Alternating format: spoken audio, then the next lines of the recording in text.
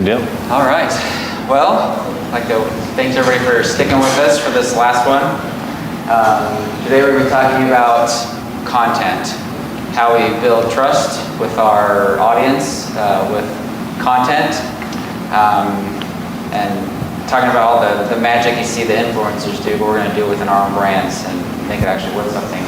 So for introductions, I'm just going to introduce who's speaking today. So we have Mitch Henderson. He's our head brand strategist. Brilliant guy who can help with positioning your brand, strategizing, messaging, all sorts of great technical things to make your brand that much better. We have Hallie Scholler. She's on our creative team. She's a senior designer.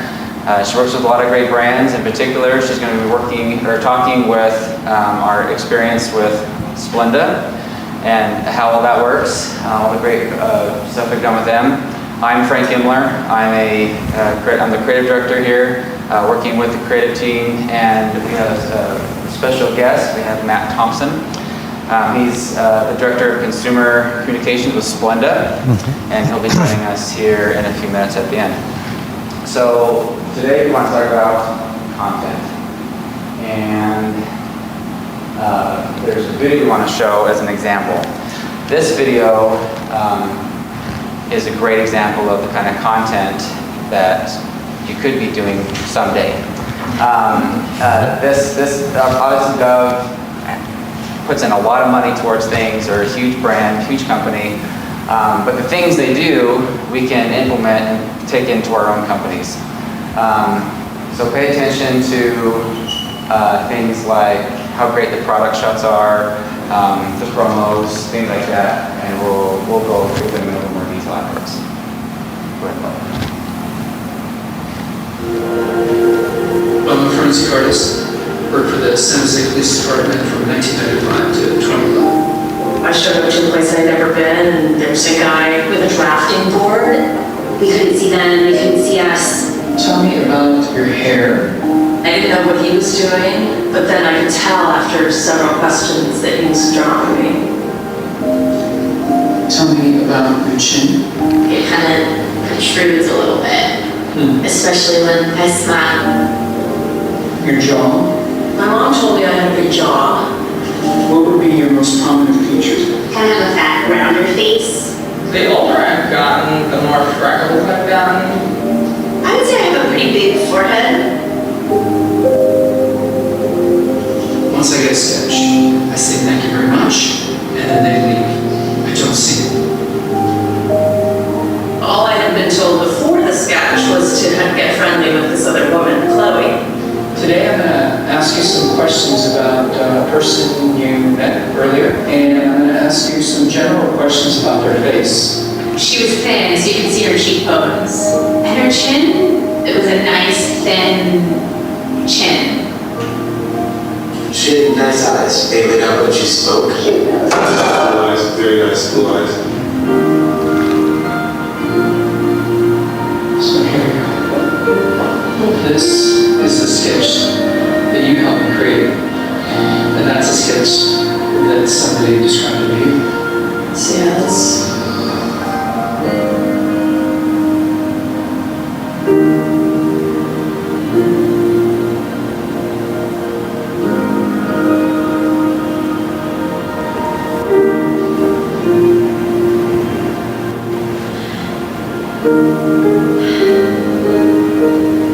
She looks closed off and fatter.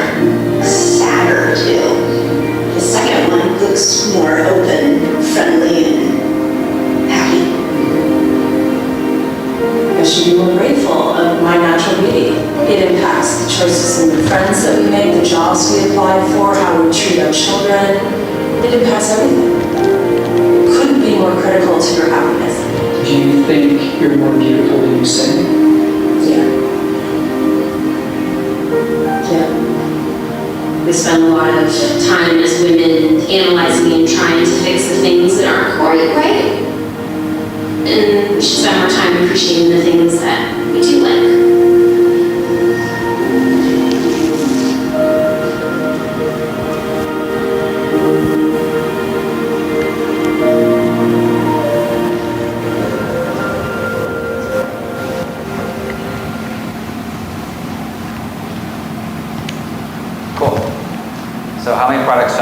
else did you see? There's none. Promos, big percentage sales are off. Go till Sunday. None of that. So the type of content that we're going to be talking about today is this kind of stuff, and how it can really benefit and impact your brand and your market that you're currently serving. This particular video, obviously they spent quite a bit of money on it, good production value, it obviously won a lot of awards, but I'm sure that their internal books was greatly rewarded as well. Okay, so content marketing, what exactly is it? So let's use this video as a reference.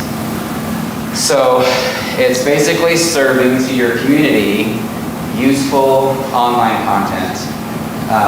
The two phrases that I think of is entertainment and education, and they go hand by hand. So this kind of content isn't salesy. Doesn't have a strong pitch. It's not blatant with any kind of promotions, but it is audience driven.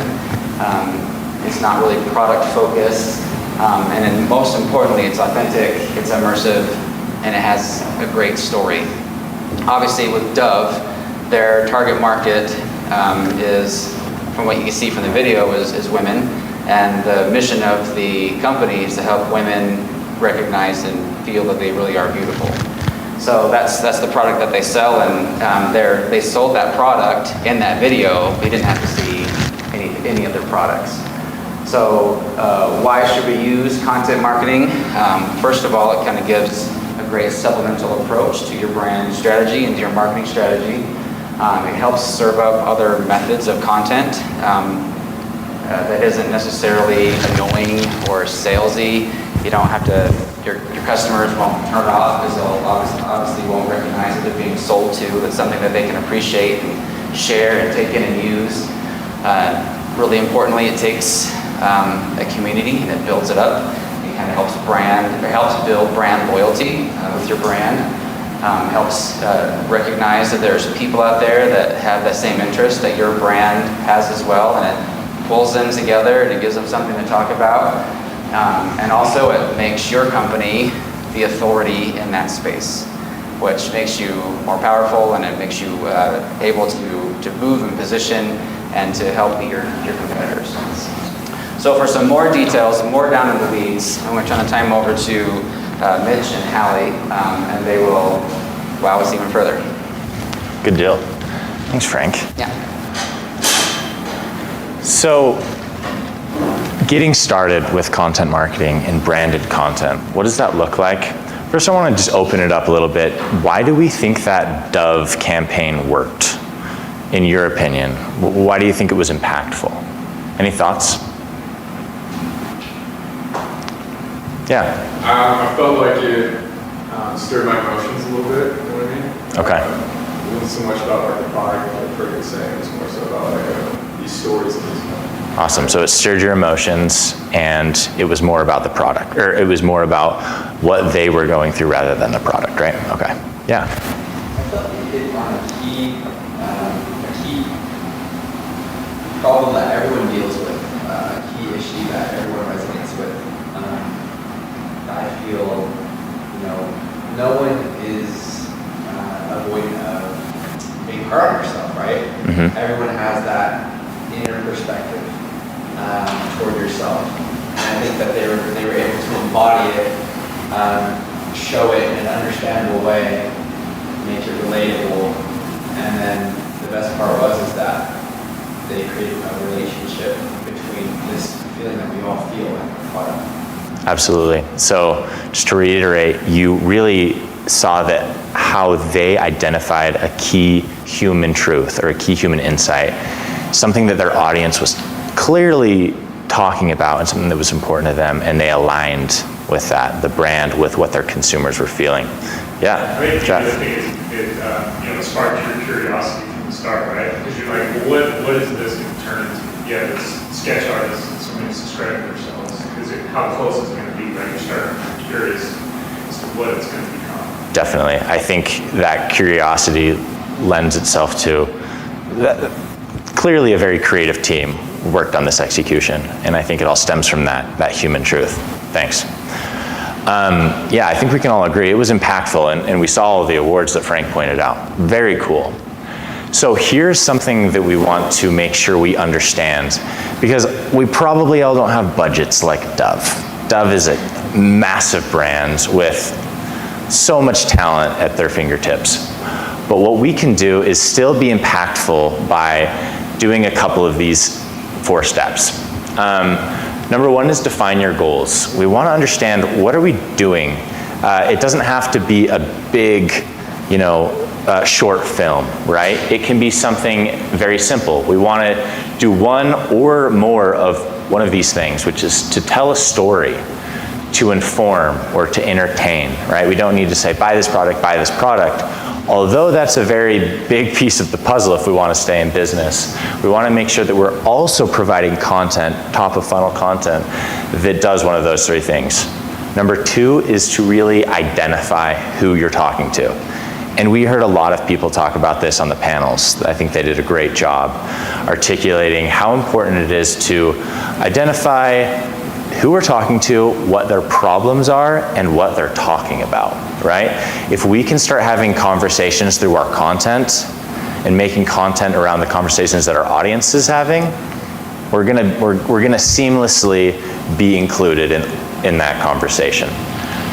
Number 3 is strategize content types. So these should feel natural to your audience and your audience's goals, right? For example, when we'll bring up some examples a little bit later, but Red Bull sells a drink. But oftentimes they're putting out content that's just high adventure, rock climbing, mountain biking, paragliding. Like, these things are the things that the Red Bull drinkers are talking about, and they align with the same values. These can also exist in any type, like I said earlier, it doesn't need to be in form of a short film. This could be a blog post, social media post, lifestyle post, email marketing, YouTube, etc. And also exploring different channels. So this is where we're letting our creativity really run wild. We can think about, how does this look in social media? How does this look in email marketing? What kind of YouTube conversations is our audiences having that we could insert ourselves into? And a note here that I think we've talked a lot about is making it authentic. If Red Bull has no business talking about what Dove just talked about, am I right? That would feel a little bit inauthentic. So finding those insights that the culture of your audience is talking about.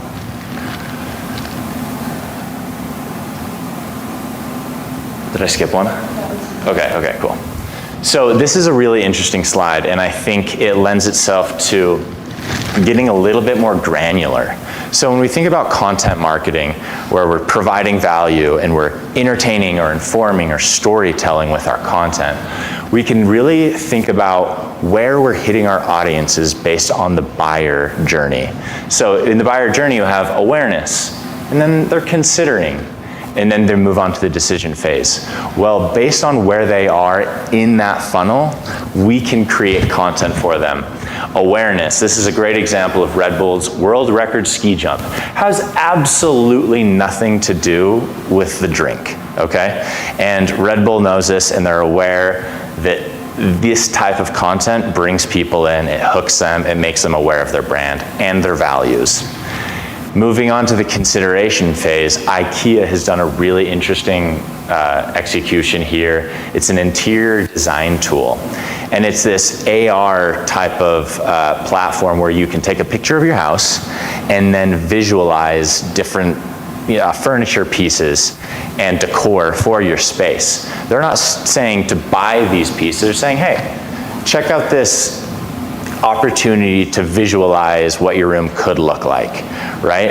And that is really more focused on that consideration phase where they're already aware of your brand, but hey, here's something else we can do. And then the decision, let's say I'm very, very far down the path of buying a backpack for backpacking this summer. Well, REI has come up with a blog post that says, hey, not just to buy this backpack, but here's a whole bunch of options and here's a lot of things to think about during your decision-making phase. So as you can see, all of these can serve the purpose for awareness, but what's interesting is the more targeted you get, you're going to be more strategic about where you're placing your content so that you can attack or target rather people in their specific areas of the buyer journey. I think what's interesting about this and building off of, Red Bull and awareness, yeah, the IKEA portal, you can use it with their products, but you can also take your living room as is with products that you bought anywhere, and then add the IKEA products to that environment. So they're not just showing you, hey, here's what your room would look like if you only use ours.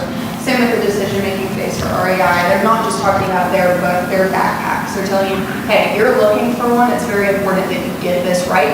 We're going to give you the tools to get it right. You don't have to buy through us if you don't want to, but here's a whole blog post that's telling you exactly how to do it. That's a great call, Hallie. I think really just saying, finding an opportunity to provide value is the name of the game when it comes to content marketing, right?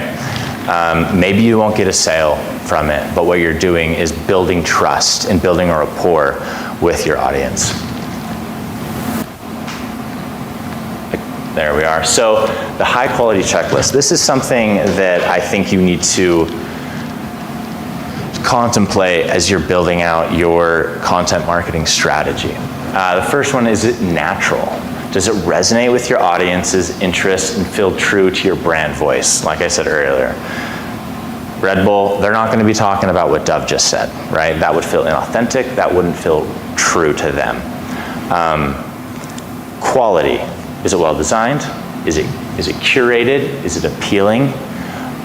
There are so many great tools out there that you can start today and build very nice looking content for social media or content for blogs. You can leverage AI or artificial intelligence, ChatGPT. There's ways to do this. You don't need a budget like Dove.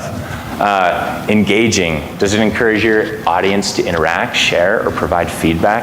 I think this is a great way to start conversations with the field, with your users or client base.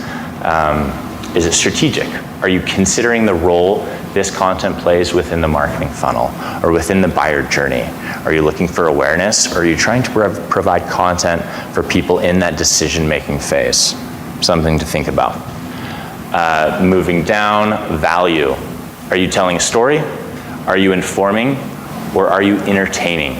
I think that's something that we can't harp on enough, right? We need to be delivering, if not one of them, two of them, or three of them. And exciting. I think if you're excited about the content that you're producing, that's a really good sign. It should align with your company's values. You should be passionate about it, and I think that will reflect on how your consumers respond to it. I think a filter that I always try to put things through is always, building off of engaging is something share-worthy, especially with how prominent social media is just in the daily lives of consumers right now. Is it inspiring them to share it on their own story? Are they going to laugh at it and show it to a colleague while they're sitting at their desk? We do that all the time. It's pretty much what we spend most of our mornings doing, is talking about things that we've seen, how it made us feel, sharing it. And so, reposts, things like that. If it's something that they can identify with, and it doesn't, again, have to be about your product to do that. And that's what the whole purpose of this is good content they'll resonate with it. They'll resonate with it really hard, and they'll want to talk about it just naturally. And that's kind of something that Mitch just touched on, is it should feel very, very natural to your consumers. It should feel like it's a part of the conversations that they're already having with their peers, their friends, their colleagues. It should just exist in their space.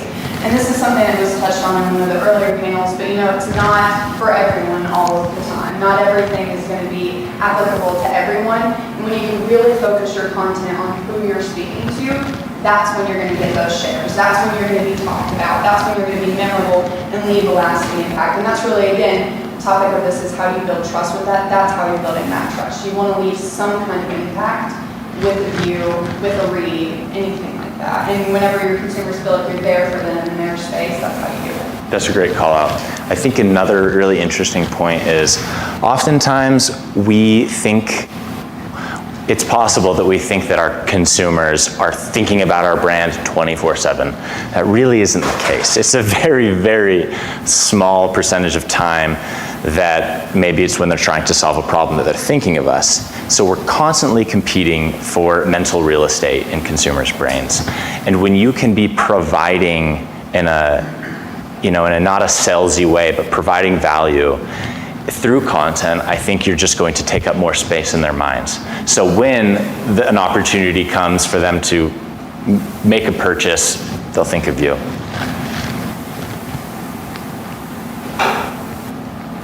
So now we'll have Hallie take it over. So I want to highlight one of our clients, Splenda. We've been doing work with them for a few years now. Come on. Oh, I didn't want to blow my intro. No, you're good. I was the only guest speaker that got a special intro. I was very excited. So as Frank mentioned earlier, I'm a senior graphic designer with Max Connect. I've been working with Splenda and Matt for almost 3 years now, almost since the start of our journey with you on the creative team. But a lot of our efforts with Max Connect, we really focus on helping them with their website content, with organic social content, paid social, paid display. We've had some success with that this year as well.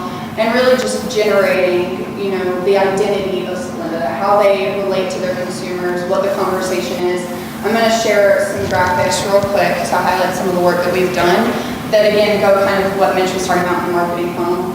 So I'm specifically, for this conversation, going to be focusing on social media, particularly organic social content, but use this attitude as inspiration for your websites, for product catalogs, email marketing, however you want to use it. It absolutely is applicable to all. So looking at our marketing funnel again, talking on the awareness stage, these are all graphics and images that were pulled from the social media on Instagram that Splenda has. Our first image on the left, this is something that you probably see all over Instagram. It's kind of your influencer-esque content.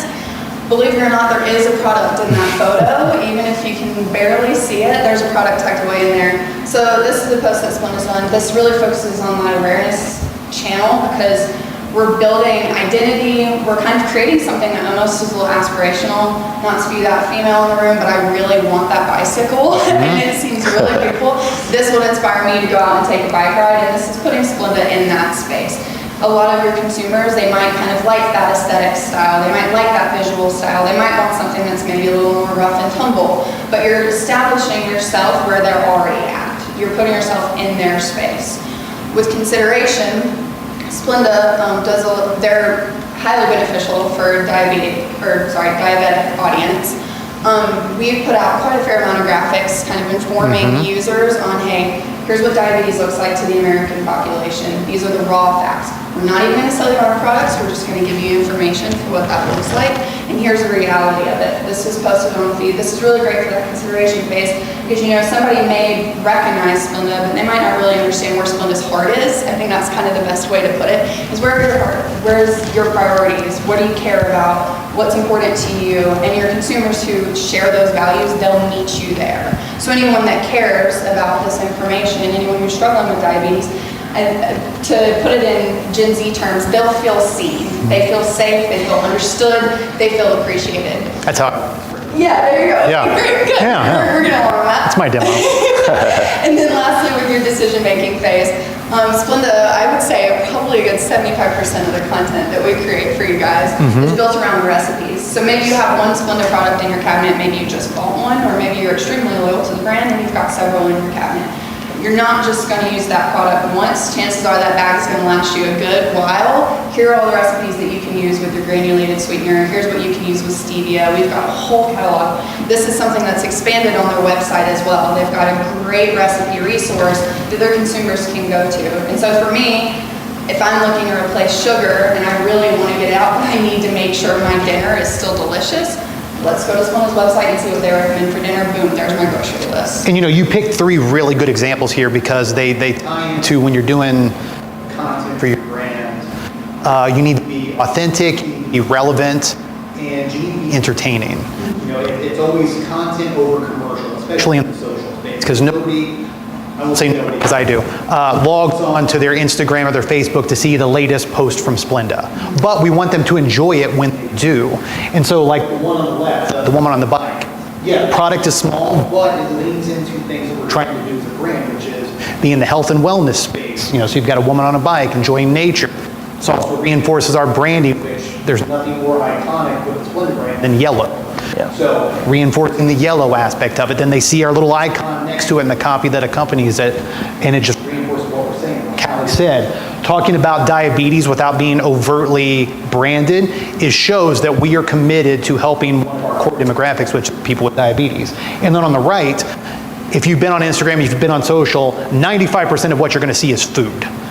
But how do you stand out with that so you make it look like it's from the early 2000s? Yeah. So people are going to remember how they felt when they saw that frozen mocha latte, be a little nostalgic, make it seem a little bit more delicious, just showing what everybody else is doing, which is how to make it. Yeah, and I think sometimes, so we talked on it a little bit earlier, you know, sometimes repetition has its place, but if you are being repetitive, how are you still bringing value? You know, you don't just have the same conversation over and over again. If you go to the same restaurant, chances are at least 1 in 20 times that you go, you're gonna try a different entree. So introduce something new to that equation, test something out, be willing to change. And I think this is something that Splenda does really well, is that you guys are always willing to test new ideas. These are just some samples from your Instagram feed. I didn't actually get to introduce you a second time, you can back up. This is Matt Thompson. He's the director of consumer communications. I'm just a big Splenda fan. Say hey around the office. Here's your consumer. Yeah. So yeah, these are just some samples from the Instagram feed that we've got going for Splenda. Some of it was created by us, some of it was created by your internal team. But this is just a quick little snapshot of the range of topics that you can be capturing. You know, not all of these are carousel posts, not all of these are video posts. Some of them are just still graphics. You guys have seen a lot of good success with this over the past 2 years. I believe you've almost doubled your Instagram followers. That's correct. Yeah, Instagram has almost doubled. Facebook is up about 20%. Pinterest has almost doubled. And I give a lot of credit to not only my team at home that work closely with you guys, but Max Connect, and being able to take our visions and our inspiration and bring them to life in such a way, because we really are trying to do that 80-20 rule, which is 80% content, 20% commercial. So while the majority of our feed is this that people can feel entertained or feel emotion with, you know, we're able to do this, get them involved, get them following us, and then follow that up with a look at this new product, it's available here, here's a coupon. So that stuff registers more because they've been entertained by these other things, because they're starting to feel in a space that's normally considered a commodity, low-calorie sweeteners. If we can make them feel like this is a lifestyle brand, they're more apt to buy us next time they're at the grocery store. And these touch points, social media, digital advertising, video goes a long way in building that trust and that connection with the consumer.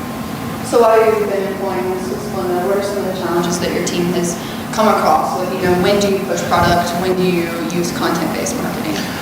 Well, and the other discussions that touched on this is sometimes when you're looking at results, you just want to go for that, show them a coupon, show them where they can buy it, get that immediate sale, drive them, down the funnel as quick as possible. That dries out really quick. If you're not keeping them interested and making them feel a connection to the brand, eventually that just goes away and you just become like everybody else that's on the show. So finding that way to come up with content that keeps them coming back, it's a step for someone to decide to follow a brand on social media, because they're getting bombarded with commercials all the time. So how do you get somebody who's like, not only did I see your post and like it, I liked it enough to follow you and want to see more. Like, I voluntarily raise my hand and say, please, Splenda, show me more images, show me more content. So whether it's, taking something like Peel and Pour, which is a brand new product launch, we could just hammer people away, new product from Splenda, use it this way. But instead, your team developed these micro sets, so it shows a usage occasion, shows how we think it might be incorporated into your life, but in a fun, exciting, clever way that might get people to want to share it, to like it, to engage with it, and it just does so much for you. And I think it's important to know, not every brand is going to be a lifestyle brand. Not every brand is going to fit into this kind of fun, energetic space. Find where you fit and capture the spirit of something supposed. Looking at the Kroger Wellness Festival, wellness and health is something that watch your consumers. That's a large reason as why many of them switch from sugar. That's probably the main reason. Yes. And I think, establishing yourself in the space where those conversations are being had. The September Farmers Market picks, if health matter to them, chances are they might be buying produce and they might be interested in a farmer's market. Here's what your top picks for September are. Here's what's in season for September. Has nothing to do with your product at all. That's right. And so I think, again, just harping back on that point of what conversations are being had, what space is your consumer occupying, how can you contribute to that conversation? When we were chatting over how to kind of approach this presentation, we talked about, be a friend to your consumer.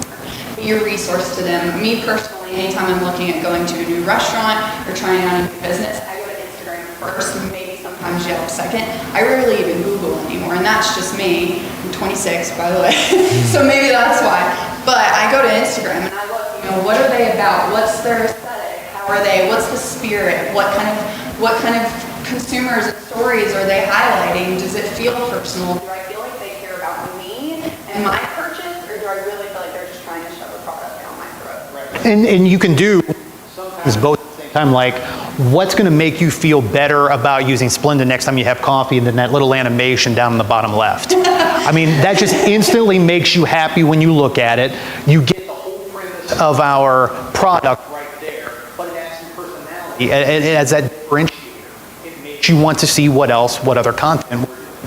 So if you had one capsule of advice to give on, maybe someone's not done a lot of content marketing, mostly pushing product, what would be step one that they could take to start approaching this? So I think to always try to look at it from the end user's perspective. If you're scrolling through your feed and you wouldn't be interested if another company was doing it, why should anybody be interested in what you're? I think the slide, obviously the Splenda stuff has been the most important stuff, but the two slides before that had that checklist. I think that summarized everything perfectly. All the things you need to do. It's not just one post at a time. Look at it as one long story, and every post is just a single part of it. You want to keep people engaged. You want to keep people pulling through so that they don't abandon it and be like, all right, I'll catch you next time you're paying, and I have to quickly swipe away from your ad. I think one thing, I'm not even trying to toot Max Connect's horn on this, although I am part of the creative team. We mentioned earlier, creativity. I think it's both a spirit and an execution. It needs to be quality. There's always a conversation on the algorithm and things like that. How important is it to be posting every day? And my philosophy is, even if you're posting just one time a week, quality is always going to be better than quantity in some of these cases, particularly with content marketing. You want to make sure that it's a quality interaction. You also, again, want to be testing. See what works. If it fails, that's okay. Don't be afraid for content marketing to fail, because I always say a hard no is just as important as a hard yes. You realize what they don't care about and what they do. And you're figuring them out. I think consumers really want to know that they have value. You want to understand them. You want to see what they're about. I love whenever I see brands post polls on their stories. Yes and no. I am a huge quizzy. I love participating in quiz. BuzzFeed is the best. But I think just different ways that you can engage, and you don't have to be a huge lifestyle brand. Again, you can absolutely capture the spirit of this. Well, you touched on something important, which is test and learn. How many times have we had where something's going great, it's like this is all we're ever going to have to do, it's working great, and all of a sudden it stops. And it's like, what's the next thing? Sometimes we've been excited about a post and posted it, didn't do it well, but then we followed up, we did it, we take what we learned, and it's been fantastic. High engagement, huge follower growth. So it's all about Do you have a favorite campaign? The one we're doing right now, the 25 years of 25 recipes, and then personally I love, which I don't know, was it came up with a lot of, and I know back home Olivia and Mackenzie came up with we did a whole campaign called Love Your Food Again, which was all about reducing sugar in your favorite desserts. You can love your food again by using Splenda. So we made these tiny little Valentine's Day cards that had honey phrases on them, like "Will you marry me?" or something like that. No, that's not B-E-R-Y. We're totally invited. That's why I didn't write that. Those are two of my favorites. Yeah, definitely. Yeah. Does anyone have any questions for Matt as far as how Splenda has implemented this, advice that he can give for your brand, or that we can give for your brand, how to get started with this? Or any questions about content marketing? I have a question. So as you think about, my context growing up with Splenda was and that, of course, is transformative. I'm curious how you feel like that market adoption, that repositioning, or that everything you're doing, how that's being accepted, and if you're seeing that in addition to social media followers, how that's influencing as you look at future brand positioning, market share, et cetera. Yeah, it has gone a long way. I mean, we're in a unique position where we sell a product that is primarily available for free most places. So trying to convince people that they have to go to a store and buy Splenda is tough when they can just go to your local coffee shop and grab a handful and put it in their pockets, which we get a lot of pictures of that on Twitter or X. So it's been using social media to show that there are a lot of other ways to use the product, that we are a brand, not just an ingredient, and to differentiate ourselves from everybody else in the space, because a lot of other people in the space do just promote it as a commodity. It's put it in your coffee, functionality, use this, use this. So we've tried to infuse some personality, and one of the reasons why I've known that has worked has been the engagement in our posts and how many people then start to share the times and the people and the occasions where Splenda has meant something to them, campaigns where it's not just showing food product, but the experience of a grandmother and a granddaughter working together to make the cookies. It's about the experience with the product, not just the end result. And the amount of engagement that we've had on those posts versus the old functionality ones has been astronomical. Are there any other questions? Any advice that we can give? Yeah, I think just to summarize again, and unless you have anything else you'd like to call on. No, you guys covered most of it before I got up here. Cool, sweet. Yeah.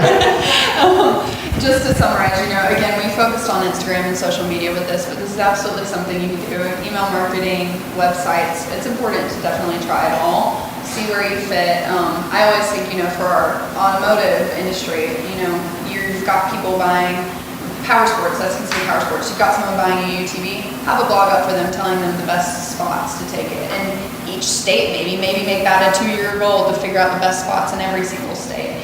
Just keep providing interaction with them either before or after they buy something. There are a lot of ways that you can do this, and just see what they care about. I'm a sucker for product reviews. I love reading reviews to see how people are using them, to see how people are interacting with your brand. That always is a good clue. Just any way that you can think of to kind of meet them where they're at. Again, let it feel natural if nothing else. But thanks for joining us for this. I did also want to call out that all of the presentations from today, we will be uploading videos of each as well as the slide decks to our website. You can expect a follow-up from us, and I think they might actually be on the same link as today's session, but you can find all those resources. So if you saw a presentation that you really loved and you really want to take it back to the team, which we highly encourage, you can find all of those and keep them as a resource. But thank you for your time. Can you make me look better in post? Oh, yeah. All right, awesome, yeah. Yeah, you're all set. Just put a different speaker here.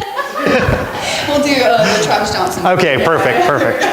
But yeah, thanks for joining us today. We really appreciate you coming out to our summit, and we look forward to seeing you next time.